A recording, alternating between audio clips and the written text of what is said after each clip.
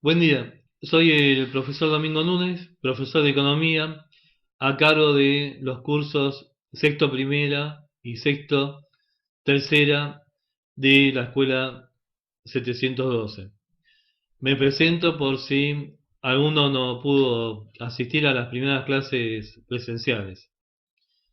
Con este video quiero aclarar algunas ideas sobre los denominados clásicos, principalmente sobre Adam Smith y David Ricardo. Iniciemos con Adam Smith. El contexto histórico es hacia fines del siglo XVIII en el Reino Unido de Gran Bretaña, en plena revolución industrial, donde aparecen las primeras fábricas. Acá hay que hacer una aclaración que el éxito de las primeras fábricas no se debió a las nuevas fuentes de energía.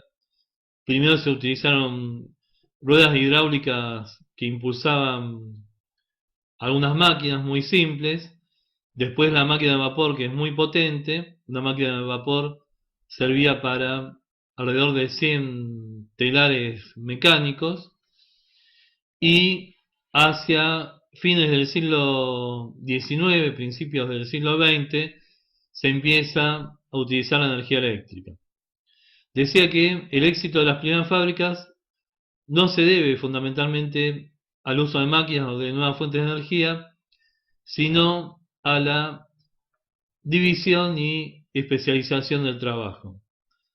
Imaginemos las primeras fábricas como un gran edificio donde los operarios elaboran algún tipo de producto, pero cada operario hace una pequeña parte del mismo. Es decir, ningún operario hace un producto desde el inicio hasta el final. Adam Smith compara un taller artesanal de fabricación de, mejor dicho, de confección de alfileres, y una fábrica donde también se confeccionaban alfileres. Estamos hablando en los inicios de la revolución industrial. Vuelvo a repetir, había máquinas pero eran muy simples y todavía no se habían aplicado las fuentes de energía.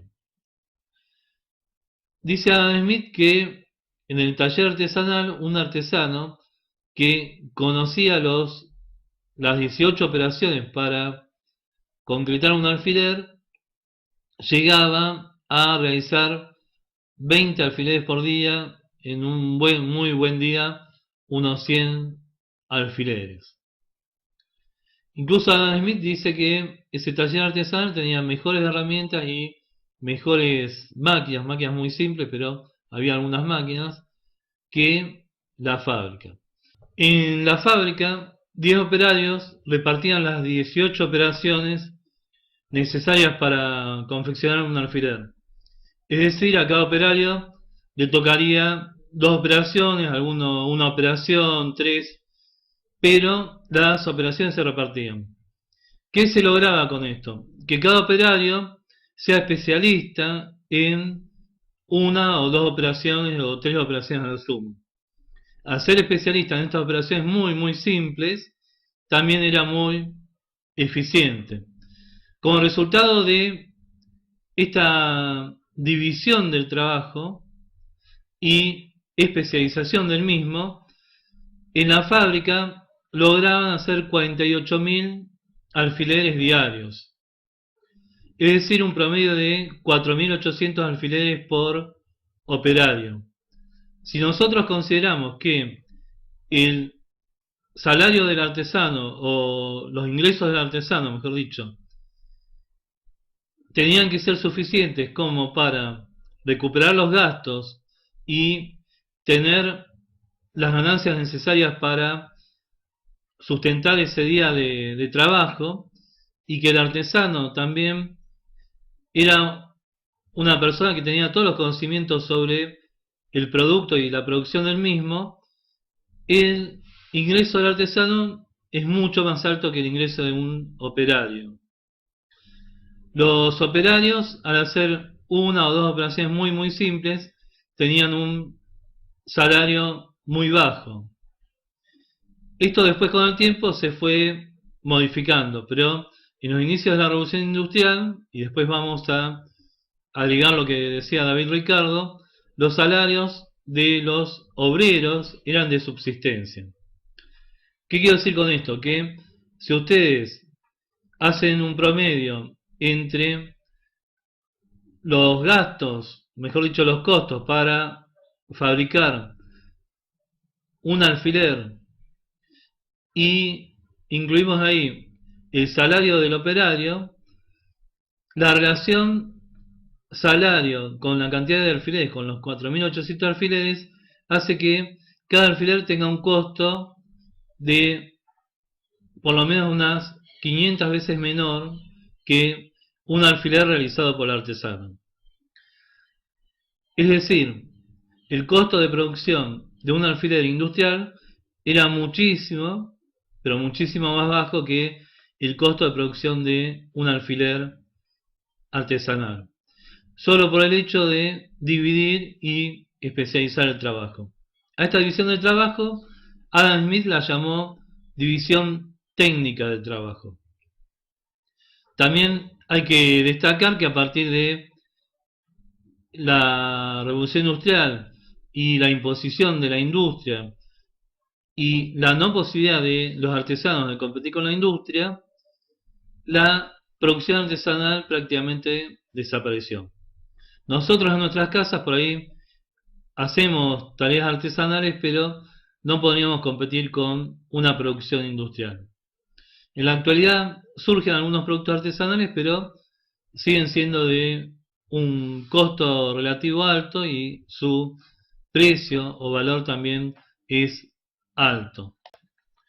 Debemos recordar que el trabajo físico e intelectual de una persona constituye uno de los factores de la producción. En las primeras clases presenciales habíamos desarrollado el tema factores de la producción muy rápidamente para que nos ayude a comprender el tema económico y incluimos entre esos factores de la producción clásicos porque tienen su origen en estas teorías de los clásicos a el factor trabajo que ya definí a qué se refiere, el factor tierra que es todo lo extraíble y explotable, ya sea de el suelo, el subsuelo, ahí se incluyen los cursos de agua, lagos, mares, etc. Es decir, el factor tierra tiene que ver con toda la materia prima de primera producción. Ahí hablaríamos de bosque, hablaríamos de la tierra para sembrar y cosechar. Y algunos autores incluyen en algunos casos a los terrenos para edificación. Vas a ver que este factor tierra es muy importante en las teorías de David Ricardo.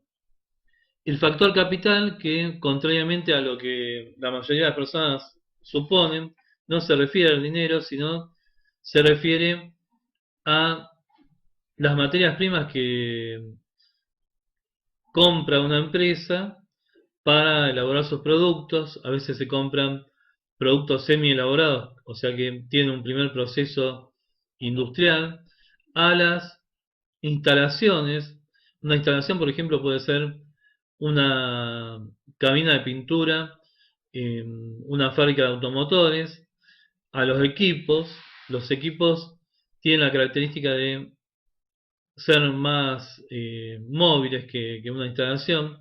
Por ejemplo, yo podría tener equipos de enfriamiento para un proceso productivo y trasladar los motores y los condensadores de este equipo de un lugar a otro. Esto es el factor capital. En economía, cuando hablamos de dinero, hablamos directamente con ese término o capital monetario. Y más modernamente, incluimos el factor capacidad empresarial. La capacidad empresarial es la capacidad que tienen el personal ejecutivo o de un segundo nivel al ejecutivo de una empresa para hacer lo que llamamos la gestión y manejo de la empresa. Hay distintas áreas de gestión. En este caso nos interesa la de producción. Ahí aplicaríamos las denominadas tecnologías de gestión para hacer más eficiente la producción. Quiere decir que no todas las personas, no todos los empresarios tendrían una capacidad de gestión más eficiente o menos eficiente con relación a otro.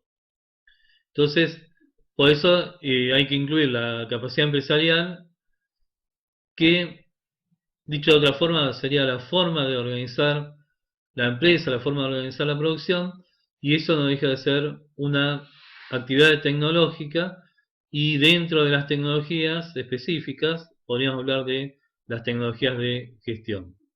¿Qué quiero decir con esto? Que el manejo de una empresa, la elección de una empresa, la gestión empresarial, también está estudiada tecnológicamente y se pueden adquirir los conocimientos con los estudios correspondientes. ¿Por qué destaco esto de el factor de producción-trabajo? La capacidad de trabajar que tiene una persona, ya sea en forma física o intelectual. Porque en la fábrica, en las fábricas mejor dicho, se logró que esa cantidad de productos por cada operario aumentase considerablemente. Si fijamos determinado tiempo, como hicimos en el ejemplo de un día, la capacidad de producción de un operario es muy superior a la de un artesano. Entonces decimos que la productividad alcanzada en la industria es muy superior a la alcanzada en el taller artesanal. Esto es para reforzar la idea de productividad, que por ahí uno la define, pero la idea a veces está un poquito alejada de la definición.